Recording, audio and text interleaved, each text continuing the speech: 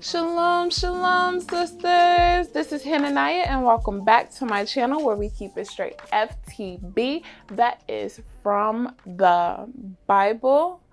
Thank you for tuning in. Don't forget to like, comment, and subscribe. And hit that bell notification so every time I upload, you'll know.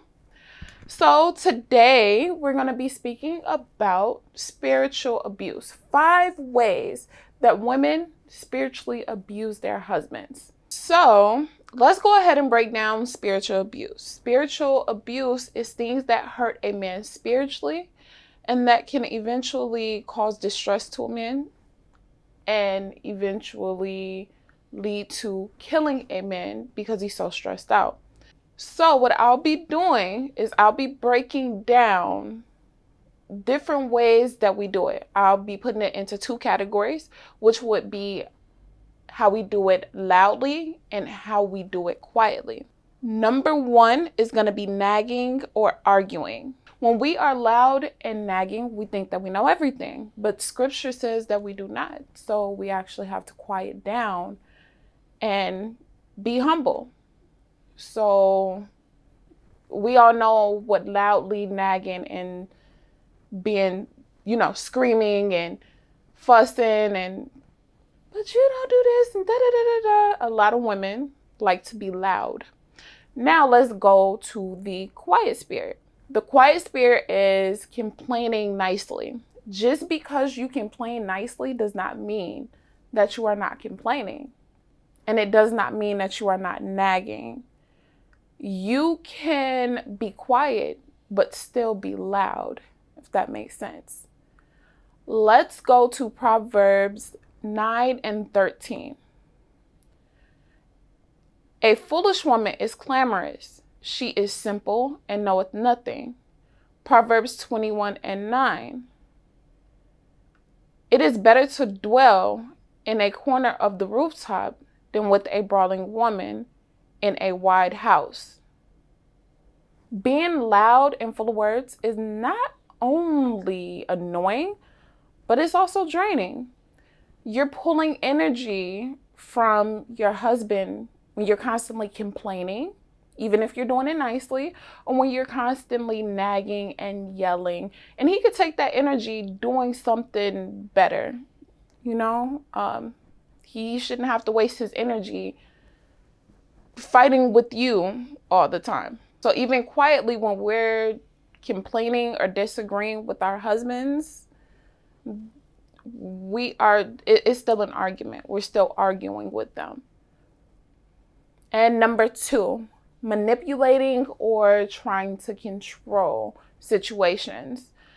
How we loudly do this is trying to control his decisions. So making comments like, I don't think that's a good idea. What about my feelings? I hate when you do that. Things like that, that's stressful.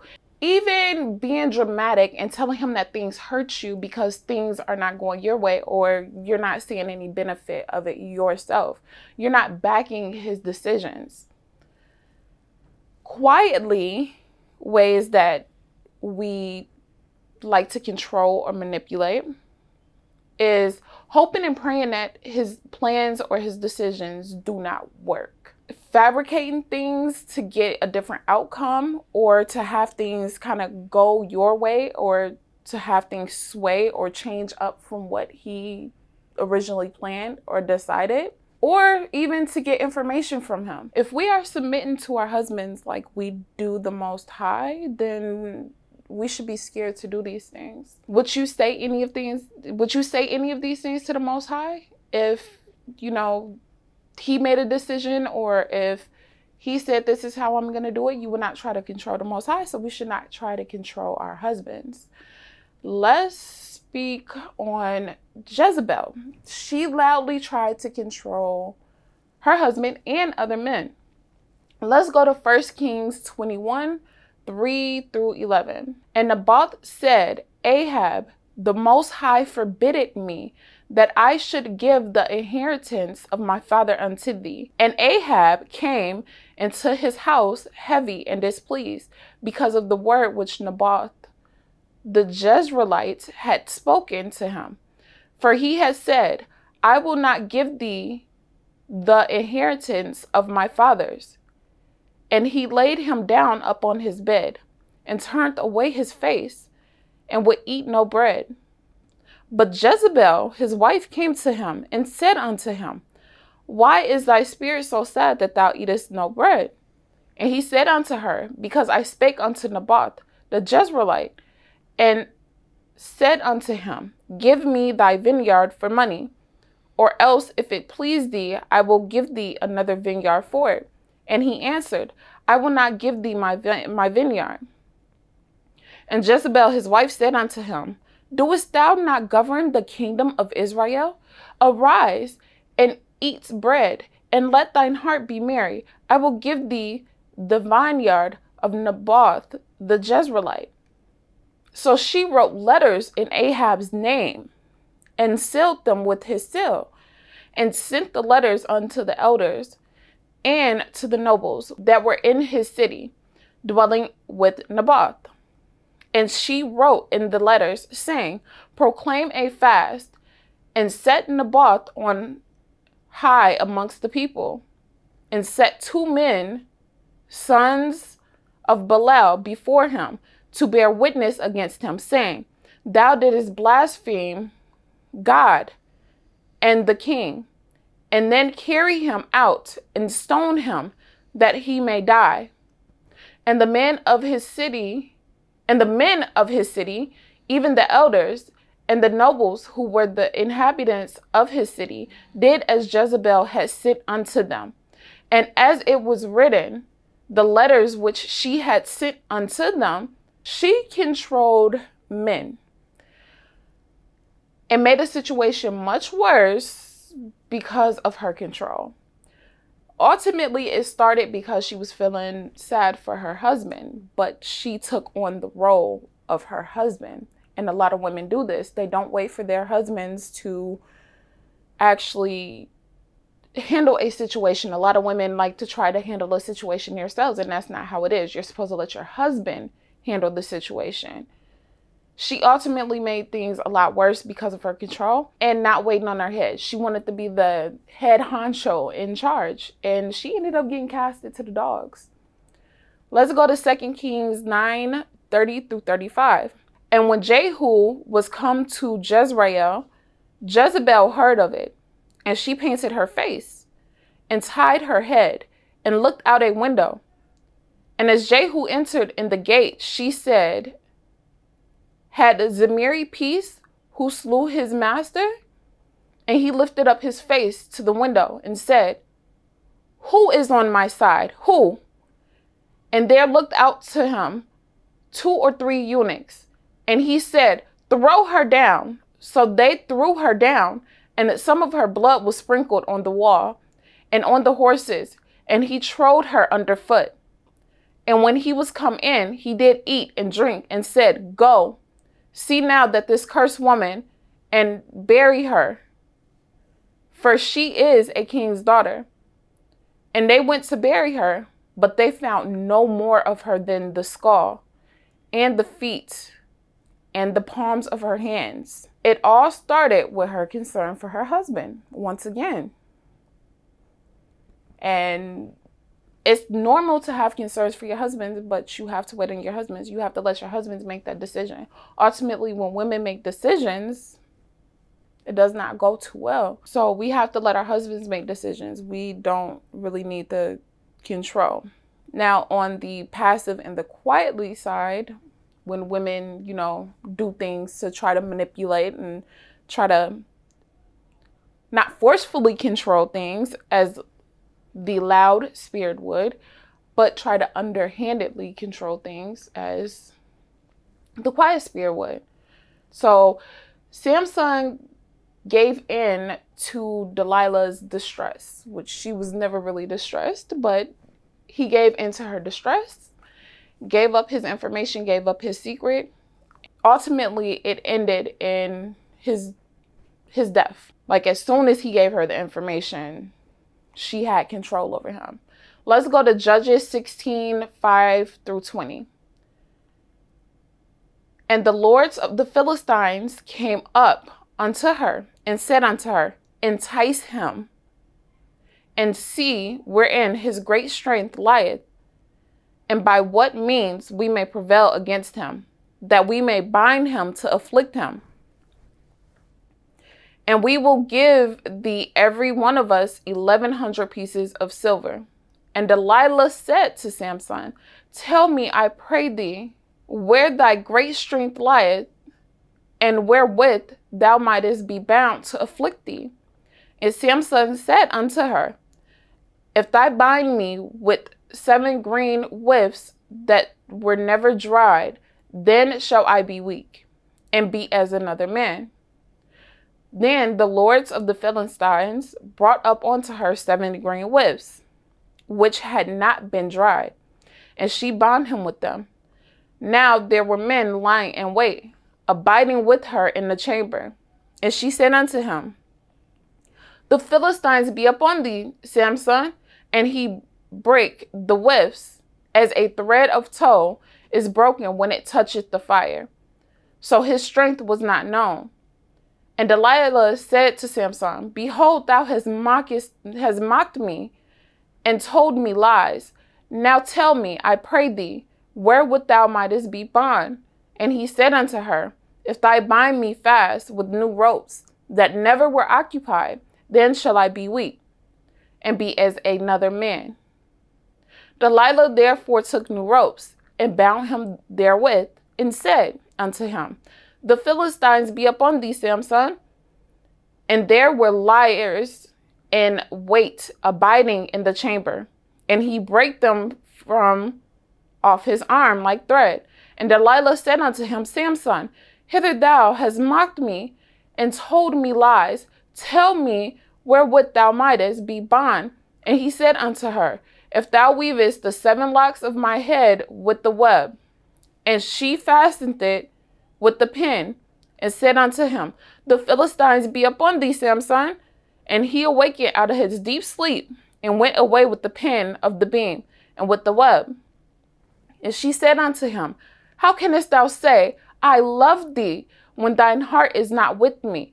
Thou hast mocked me these 3 times, and hast not told me wherein thy great strength lieth. And it came to pass, when she pressed him daily with her words, and urged him, so that his soul was vexed unto death, that he told her all his heart, and said unto her, there hath not come a razor upon my head, for I have been a Nazarite unto the Most High from my mother's womb. And if I be shaven, then my strength will go from me, and I shall become weak, and be like any other man. And when Delilah saw that he had told her all his heart, she sent and called for the lords of the Philistines, saying, come up this once, for he hath showed me all his heart. Then the lords of the Philistines came up unto her, and brought money in their hand. And she made him sleep upon her knees. And she called for a man, and caused him to shave off the 7 locks of his head. And she began to afflict him, and his strength went from him. And she said, the Philistines be upon thee, Samson. And he awoke out of his sleep, and said, I will go out as at other times before, and shake myself. And he was not, that the Most High departed from him.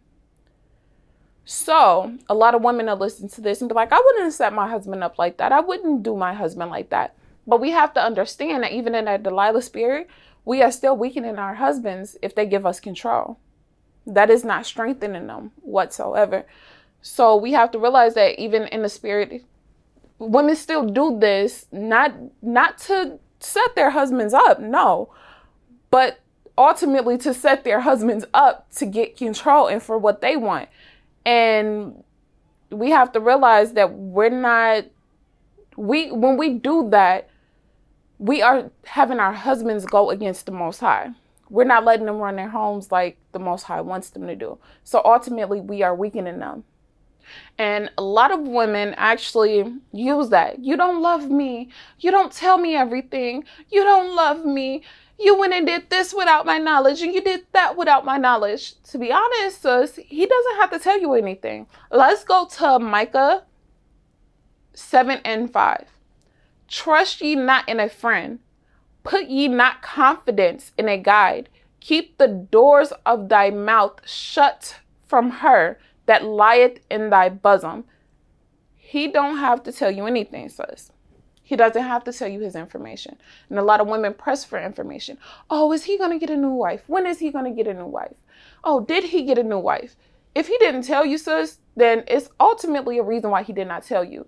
You should be submissive enough, happy enough to follow him for him to be able to trust you, to tell you things and know that you're going to be comfortable and okay with it. A lot of women do the Delilah spirit because they don't get what they want or they're not getting the information that they want. You are going against your husband and you are ultimately putting your husband against the Most High when you are doing these things if he cave into you. You're not loving your husband. So now let's go to number 3, which would be not listening when he's telling you to do something. Now, the loud spirit is blatantly just not doing what he told you to do, or even telling him, I'm not going to do it. I'm not doing it, which is evil in the Most High sight. Quietly, you smile, you say, okay, yes, I'm going to do it. And you never do it. Or you halfway do it. Or you do it and you secretly have an attitude about it. These are the loud and the quiet spirits that women do. Both of them are on the same level. It's just that one is blatantly bam in your face, which is more real. The other one is more quietly, okay, I'm going to do it. And you're being nice about it, but you're not really doing it. They're both on the same level. They're both on the same level. Let's go to Colossians 3:18. Wives, submit yourselves unto your own husbands as it is fit in the Most High. Meaning that this is what the Most High find as right. This is what the Most High set as a law over the women. That we submit to our husbands in everything. Let's go to Ephesians 5:22. Wives, submit yourselves unto your own husbands as unto the Most High. This is what happens when you do not submit to your husband as you do the Most High. Let's go to Proverbs 19:16. He that keepeth the commandment keepeth his own soul, but he that despiseth his ways shall die. So if you despise the Most High ways, then you're not keeping your soul. You're damning your soul. So let's remember that if we're not doing what our husband told us to do, whether it's in a, okay, I'll do it, and I never get to doing it, then you're not following your husband. Let's go to number 4, downing your husband as a man. Now, the loud spirit with this is telling the man how he needs to run his home. You need to run your home like this. And you didn't do this, and this is why this happened. And just downing your husband as a man, not really bigging up his decisions or having his back on his decisions, just not agreeing and arguing and fussing with everything that he wants. It's still arguing and fussing. But at this point, this is now when you're downing him and you're downing him and you're downing his role. The quiet way that we're doing it is by moving in a way that you're not saying it, but you're showing it. Instead of letting him handle a situation, you go and do it. You go and handle it without even telling him, without even letting him know that you went and handled this situation, not even giving him the chance, not even saying, hey, do you want me to do this? And see, it's a difference between asking and demanding. At the end of the day, some things and even some questions can be controlling, just being honest with you. And even some questions can be demeaning, or even telling him about it after it's done. This is all a form of controlling things, period. And not allowing him to step up as a man and do what he wants to do and running his home the way that he wants the home ran. That's downing your husband's manhood.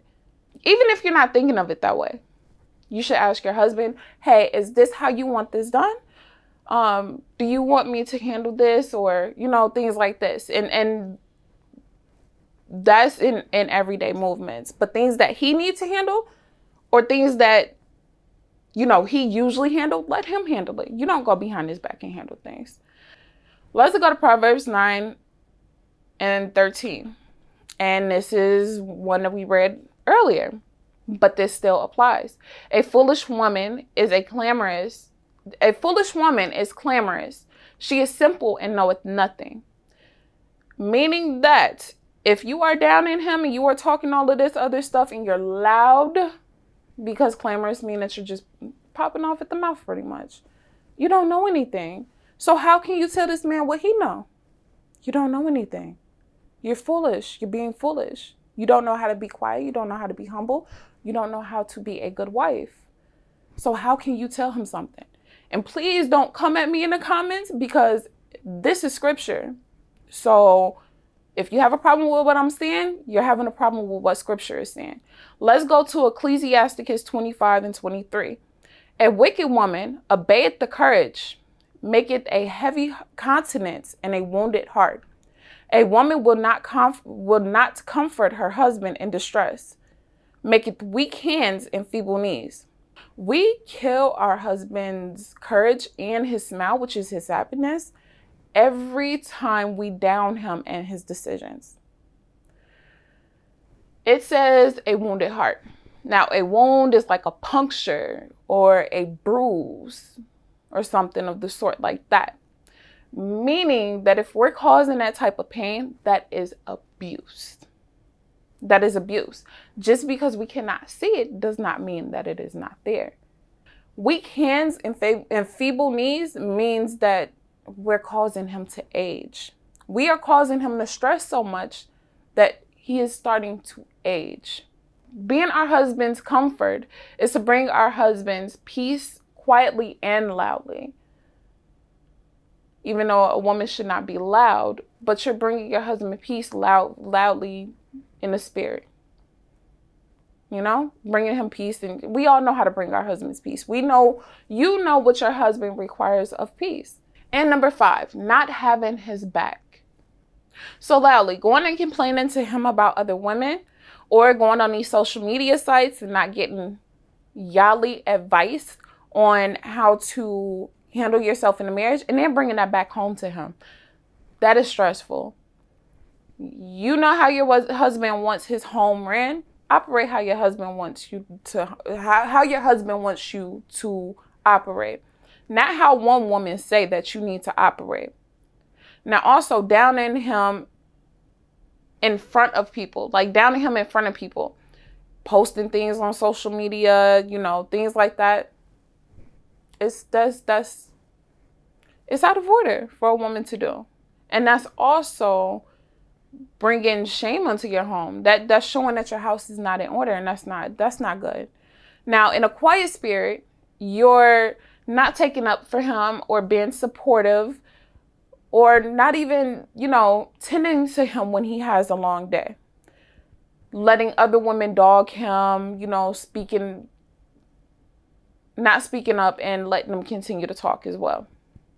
Now, our husband deal with abuse from the outside on a daily. So to come home and have to deal with that, it's not good. I am guilty of at least one of these. And I know that all of us are at least guilty of one of these things. The thing is, I see the error in it, and I do see the abuse in it. Just because we cannot see the scars does not mean that the abuse is not there. Does not mean that it is not evident. I'm sure that if we could see the scars, that we would understand and we would see how much abuse our husbands take on a daily, even from ourselves. Let's remember Ecclesiasticus 25 and 23. If we don't comfort our husbands in his distress, then we age him. And comfort is always different than control. Comfort is making him feel good. Comfort is bringing him some type of peace and some type of happiness after he had a long day. Not going and try to control the situation yourself just because he's saying, oh, his boy did this. You know, you're not going to go to his boy and do that. That is control. That is not comfort. That is control. That is what Jezebel did. Do not be a Jezebel, but be of good comfort to your husband. Let's be the type of wife that Ecclesiasticus 26 and 1. Blessed is the man that hath a virtuous wife, for the number of his days shall be double. Whether we do it in a loud spirit or a quiet spirit, is still the same. Our morals should be what Scripture calls a good wife. We should act how Scripture wants us to be a good wife. I hope that this video actually helps show how we can abuse our husbands even when we're being nice. Just because someone hits you with a smile on your face or with a smile on their face does not mean that it's not abusive. Abuse can happen on both ends, and I don't condone either.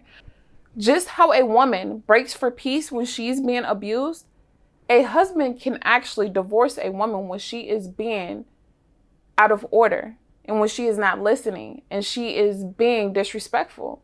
That's just how it works. And it does not end well for the woman.